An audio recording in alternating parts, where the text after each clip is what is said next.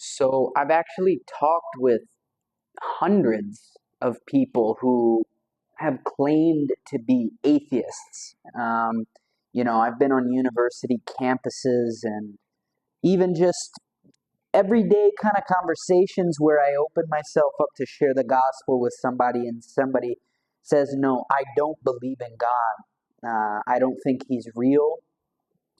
And I've gotten a wide, array of responses, of reactions from people who claim to be atheists. And I'd love to just talk with you a little bit today about like how some of those reactions have been. I'd love to talk to you a little bit about what I've seen as far as like the mindset of somebody who doesn't believe in God, and maybe some things about maybe their heart even, and what the Bible has to say about it. And also I'd love to talk a little bit about why scientifically it makes sense to believe in at least a intelligent creator that dwells outside of the physical realm that we have around us.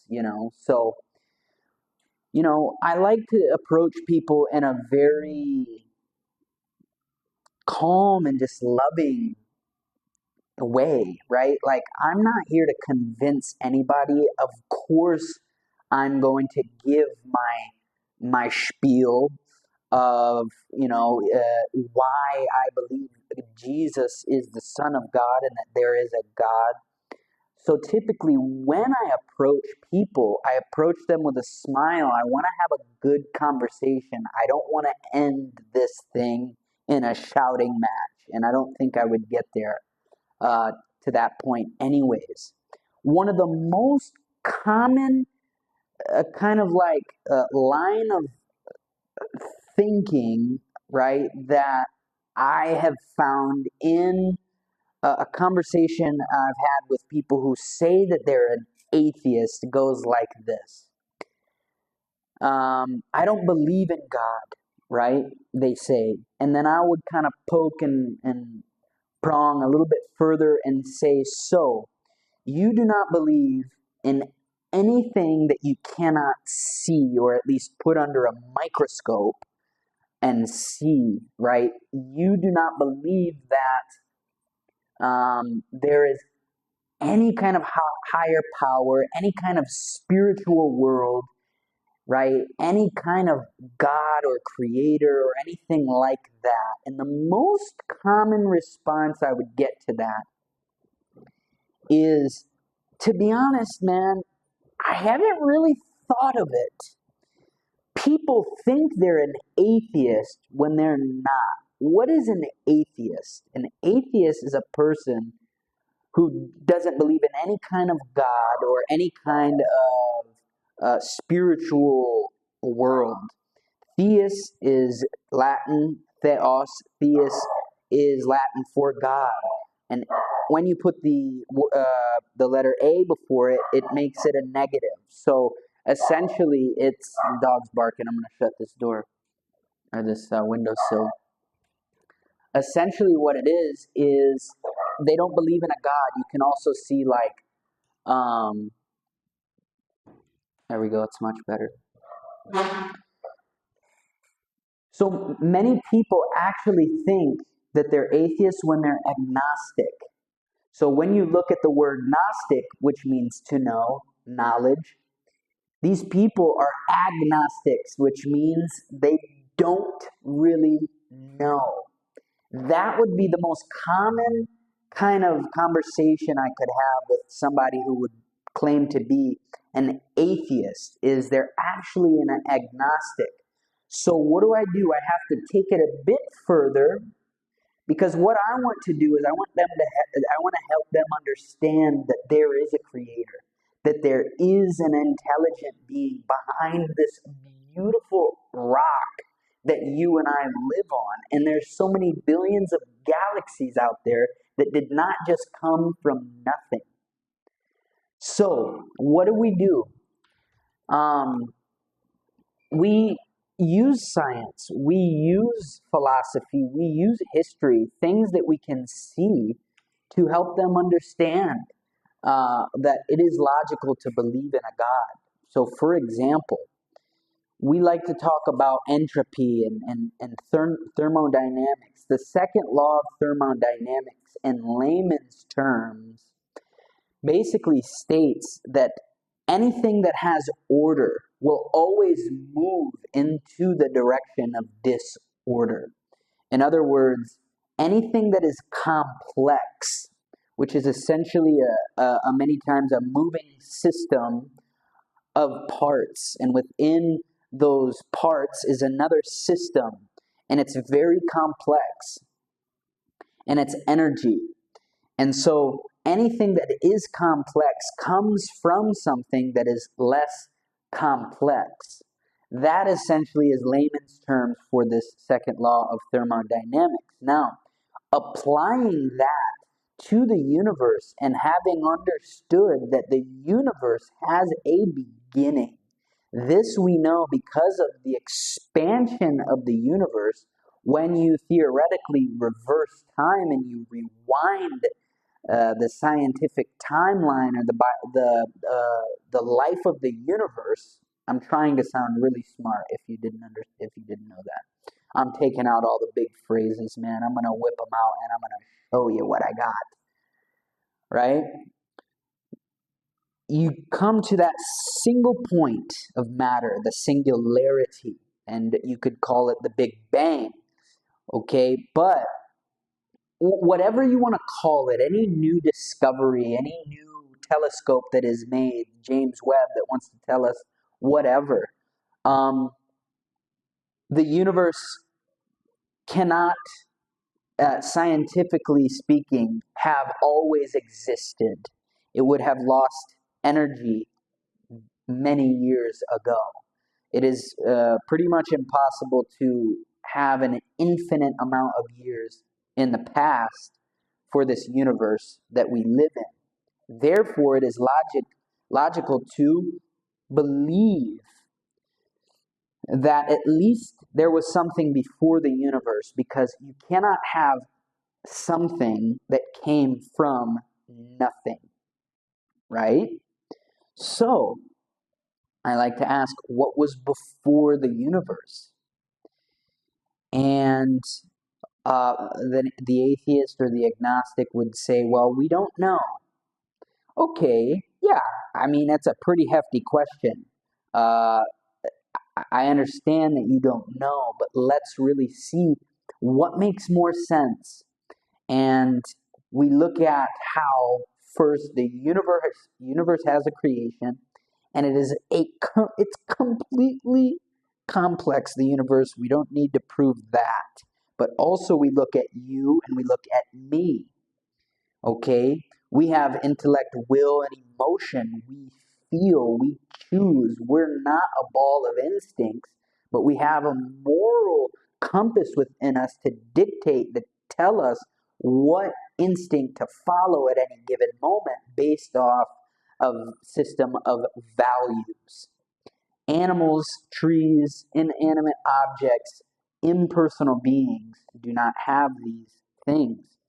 So, if the universe has a beginning, and you and I are a part of that universe, and we are a personal being, and the second law of thermodynamics states that nothing of order comes from disorder, but the opposite, it comes from something more complex, then logically speaking, you and I have had, we came from a personal being as well. And so you can have an array of responses to that. And there, I tell you, man, there are some smart people out there. And dude, you walk on these university campuses, and you're gonna every now and again you get that guy or that girl that he just knows a lot. But really, what they talk about when they start to flex their informational and scientific muscles on you, they really go into detail and depth about what happened after, the universe began and how things work. What's interesting is Darwin's book on the theory of evolution, the origin of species.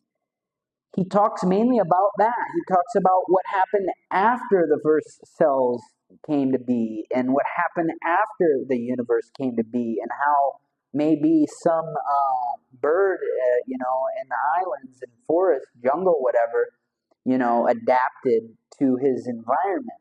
But what we're really wanting to get at is that very beginning, that very, very, very beginning of the universe, and also look at human beings as very complex uh, beings, right? We're people, we're humans, we feel, we are,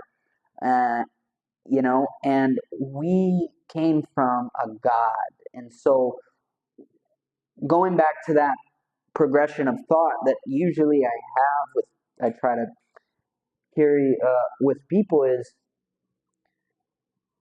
as personal beings, we want to relate, we want to talk, we want to communicate, we want to open up.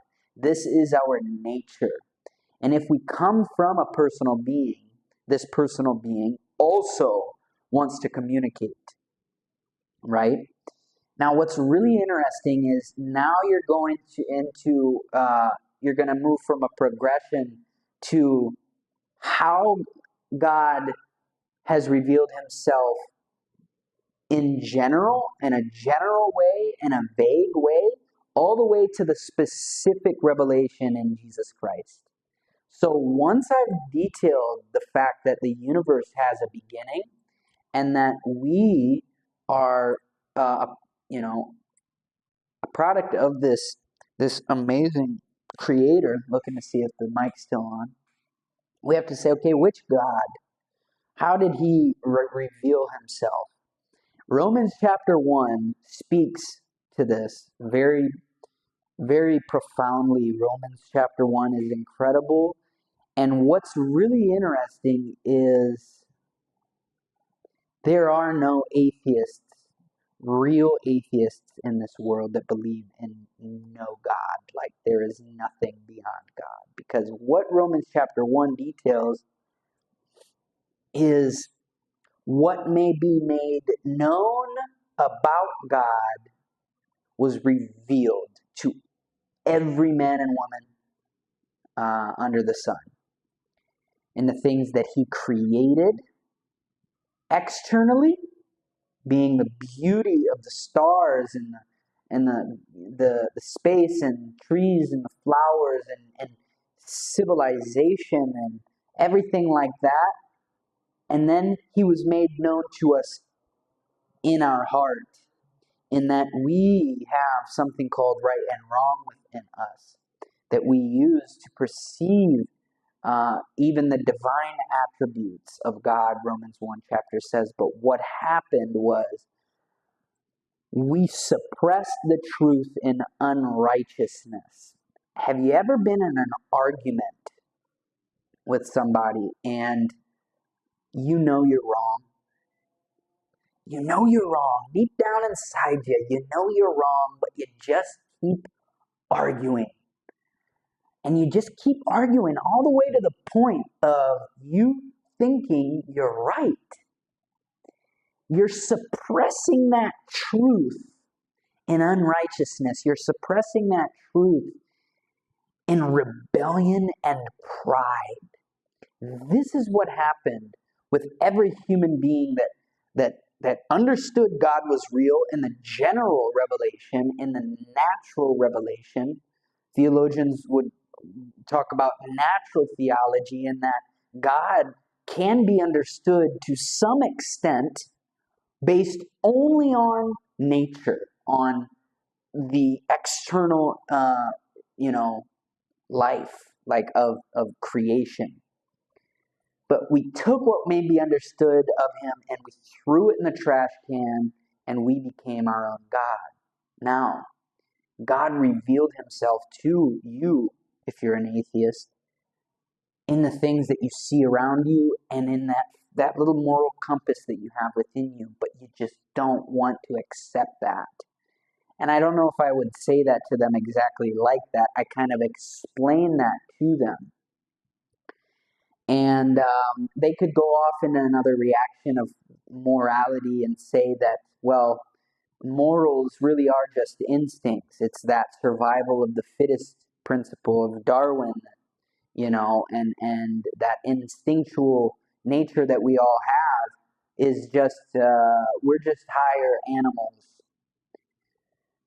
But I would ask, where would that come from? Where does that really come from? You go around to some of those isolated tribes, they have a value system.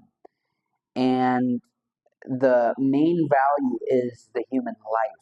You can kill and eat animals, but the human life is the most valuable thing that walks on planet Earth. Where did that come from?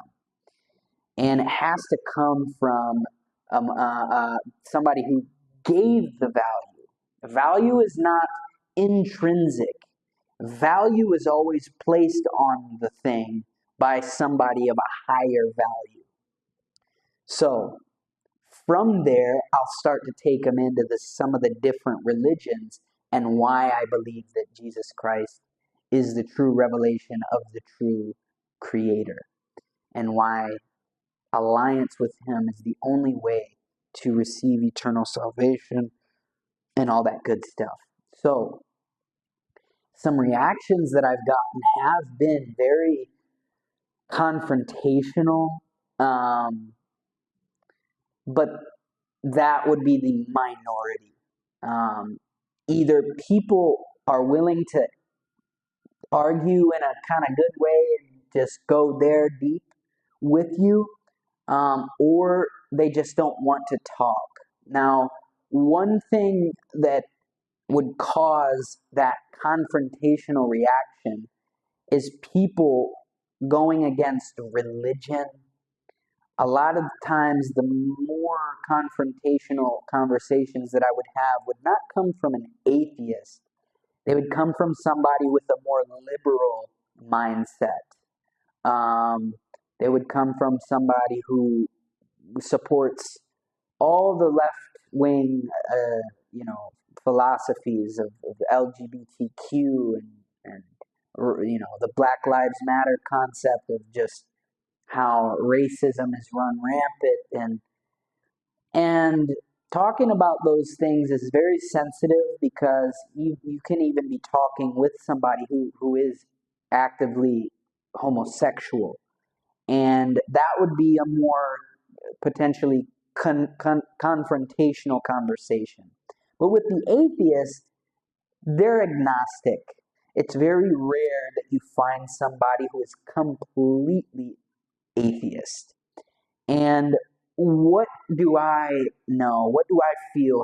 What is my biblical understanding of this precious soul that God put before my path, in my path, to just share the gospel with? It is not a lack of scientific evidence that would make anybody be atheist. It is exactly what Paul wrote in Romans chapter 1. It is a heart issue, right? It's a heart issue. It's a brain issue. It's not a brain issue, it's a heart issue. It is a nature, a human rebellious nature that every human being has in them when they are born.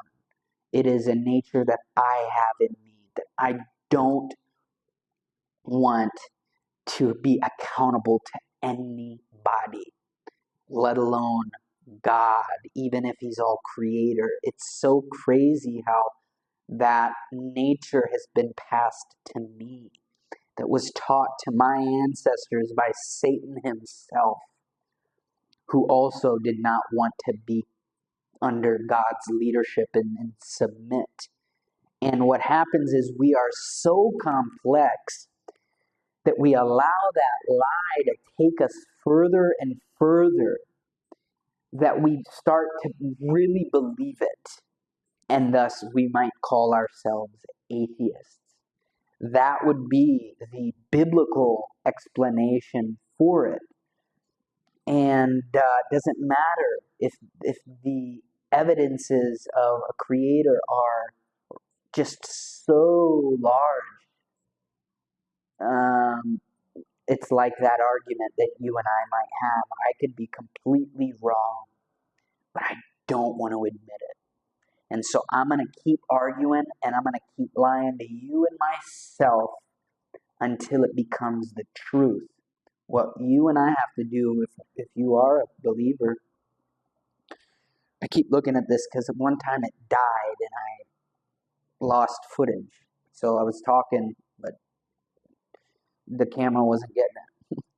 But what do we have to do? We have to pray a lot and say, Lord, I pray that you would show these people that you love them, Lord, and that you're real, and that you're awesome, and that you're worth it. Really living life with and for. So that has to be our objective. We present the facts as we see them. We study, right? And like Peter says, always be ready to give a reason for the hope that is within you. So I got to be prepared, because a lot of times there are genuine questions, valid questions that people with a genuine desire have. People actually want to know sometimes. They want to look at the evidence. They want to look at the science and facts. And I am not a science genius by any stretch of the imagination or definition. I just study kind of those few little things that I need to know to just be like, it is logical, right? But I am not a scientist, although I might look like it. No, I'm just kidding. But be in prayer and be open to hear them out too, because you might get dragged into a conversation where you want to get frustrated. And sometimes you might not have the answer, because like I said, there's some smart people out there, dude, who are going to hurl some facts at you that are going to, you know what I mean, really get you going. And you're going to be like, I don't know what to say. But it's not your job to convince anybody. Your job is to proclaim the gospel of Jesus, to call people to alliance with the Jesus from the Bible. And the Bible has everything that person needs for salvation, So if they have access to that, which in the Western world they do, then they're good. They can go there and you just say, God bless you, Jesus loves you, He's real, He's awesome, and leave it at that. So that's been my experience talking to atheists. I definitely think that there are not as many atheists as one might think in the world. There actually are no atheists. Everybody is without excuse, as Paul said, as the Holy Spirit said. Everybody is without, nobody has an excuse to say, God, you did not reveal yourself to me. Once you get to heaven, once that person gets to heaven, they're not going to have an excuse, because God has revealed Himself. And so we just need to pray that they would receive that revelation, be accountable to God, and love Jesus. And that's all we got to do, guys, is preach the gospel and take it to them. Have an amazing, amazing day. God bless you. In Jesus' name.